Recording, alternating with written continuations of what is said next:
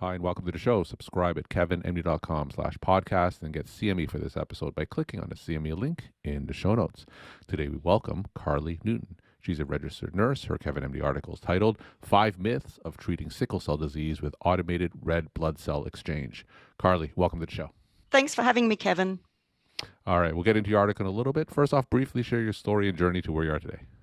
Sure thing. So I'm a registered nurse from Australia. I'm currently based in Denver, Colorado. In Australia, I was actually an intensive care nurse, and my passion for education led me to exploring the commercial side of healthcare.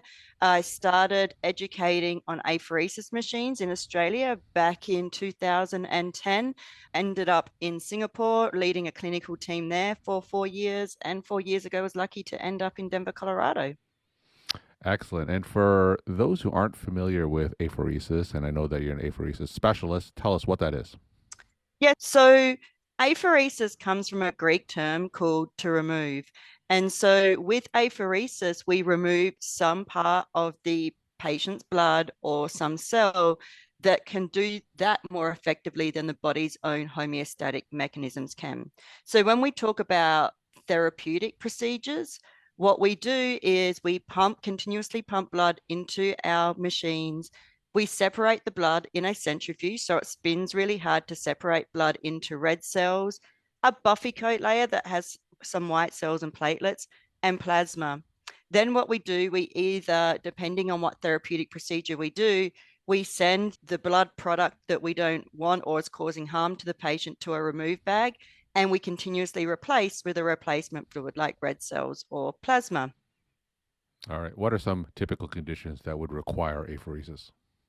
Yeah, so a big one, especially in North America, is what we call red blood cell exchange. So, in red blood cell exchange, what we do is we continuously pump the patient's blood through our apheresis system and we remove the red blood cells and replace with healthy donor cells. A condition that's used frequently for this and is indicated by the FDA in America is something called sickle cell disease. And the reason why we do automated red blood cell exchange with sickle cell disease is because these patients have a type of red cell called hemoglobin S that can actually cause harm to them. So we remove those hemoglobin S cells while replacing with donor healthy cells. And typically, when people present with sickle cell disease that requires apheresis, how do they normally present to the hospital? Yeah, so red blood cell exchange can be used for both acute and chronic sickle cell disease. Unfortunately, there's no cure for sickle cell disease. So at this stage, physicians and healthcare professionals are helping patients manage their symptoms. So with sickle cell disease, it happens because these patients have a type of red blood cell called hemoglobin S. And when these hemoglobin S cells become anemic, they turn into this crested sickle shape and they become really hard. And they don't become flexible, which means that they can't move through our veins and capillaries and arteries like normal red blood cells Mhm. can. And what that means is that they can actually have a very common side effect of sickle cell disease is something we call vaso-occlusive crisis. And that's when these sickle cells get stuck in blood vessels and they cause extreme pain. So these patients come in, they're just in extraordinary pain. But, based on that as well, these patients can be also at high risk of having stroke Mhm. or, chest crisis as well. So really with the red blood cell exchange and any transfusion therapy for these sickle cell patients, the goal is to increase the RBC oxygen carrying capacity, and that will reduce the frequency of these vaso-occlusive crises. It reduces the risk of stroke and secondary stroke and acute chest syndrome. All right. Your article is titled 5 Myths of Treating Sickle Cell Disease with Automated Red Blood Cell Exchange. So tell us, how did your article come together? So, sickle cell disease is, even though it's the most common genetic blood disorder in the US, there's only about 100,000 people. So, it's a very niche disease. And so, there's not, I mean, physicians are taught about sickle cell disease throughout their medical residencies and education, but it is a very niche disease. And so, when you think about those 100,000 people, there's only a very small amount that are on transfusion therapy. And because it is such a small amount of patients that get treated with transfusion therapy, there seems to be a lot of confusion or myths when it comes to the different types of transfusion therapy. So the three types of transfusion therapy, there's simple transfusion, where a patient will come in and just have the red cells simply infused to them. There's something called manual exchange, and that's where the patient will come in, they'll attach a needle and just bleed some red cells out and then reinfuse with donor cells. That helps manage the iron a little better, because if you think you just keep coming in for these these red blood cell transfusions, the challenge is maintaining an appropriate amount of iron in that body. If you just keep topping up with red cell transfusions, you end up with excess iron in your body, and that can lead to another lot of complications. So to negate that, sometimes people will do what we call manual transfusion, and they will bleed some of these red cells out. But what our therapy is automated red blood cell exchange. And so what that means is that, like we talked about before, as we're pumping the patient's blood into our system, we're removing those defective cells, but simultaneously replacing with donor cells. And so the benefits of that is you have what we call an ion neutral therapy. So you don't need to be on chelation therapy, which can have some side effects that patients don't like as well. The other thing with this is that we can maintain blood viscosity, meaning because we're not adding more red cells than we're taking away, we can actually reduce the risk of increasing that blood viscosity for complications associated with that. And we can actually target specific hemoglobin S levels. So it gives the physician a much broader, a much tighter range to be able to treat these patients with.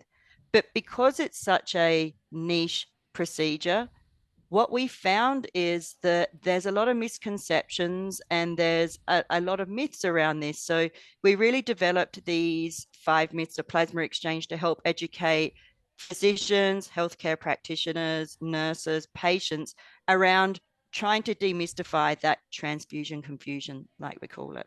So tell us some of the biggest myths when it comes to automated red blood cell exchange. Yeah, so the first one is that red blood cell exchange is only for acute patients. And so some healthcare professionals out there are under the assumption that if my patient is having an acute vaso-occlusive crisis or having some sort of acute episode, that's the only time I would use red blood cell exchange. And that's not true. There's a couple of societies out there. There's the American Society for Apheresis and the American Society for Hematology that actually recommend automated red blood cell exchange for sickle cell patients with both acute and chronic conditions. Now, if the decision is being made to do a red blood cell exchange, how common is the manual versus automated version of that?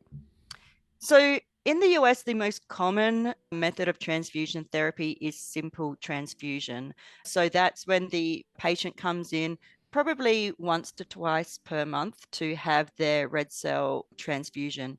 And the reason why that is sometimes or is often more preferred is because the the healthcare practitioner thinks that they don't need specialized therapy or systems or trained nurses, and they can just come in and have these simple transfusions.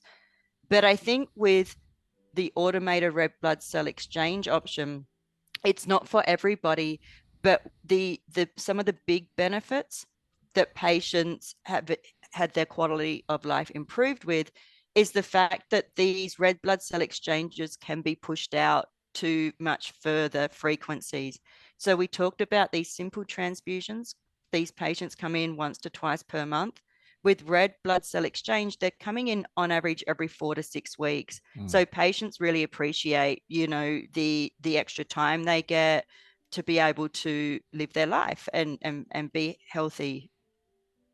One of the myths that you mentioned was cost and inconvenience. So talk about why that's a myth.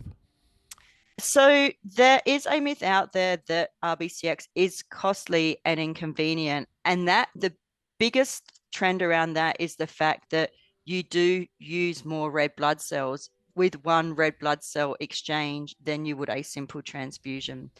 But if you look at that cost over 12 to 24 months, because the patients are coming in less frequently, and the way they're being managed with targeted hemoglobin S levels, we have found that that hasn't been the case.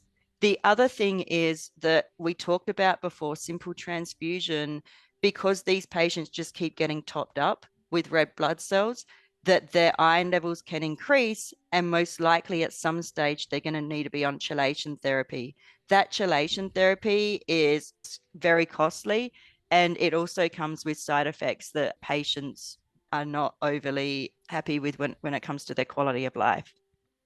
And is red blood cell exchange, is that typically only available in large academic medical centers? Is it available in the community? What's the breakdown there?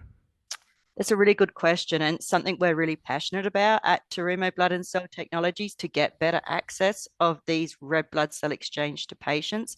At the moment, they're conducted in hospitals. A lot of these patients can be seen in outpatient settings of hospitals, but we're working with some patient advocate groups and some blood banks to really start to try and explore, can we get these procedures into more rural areas?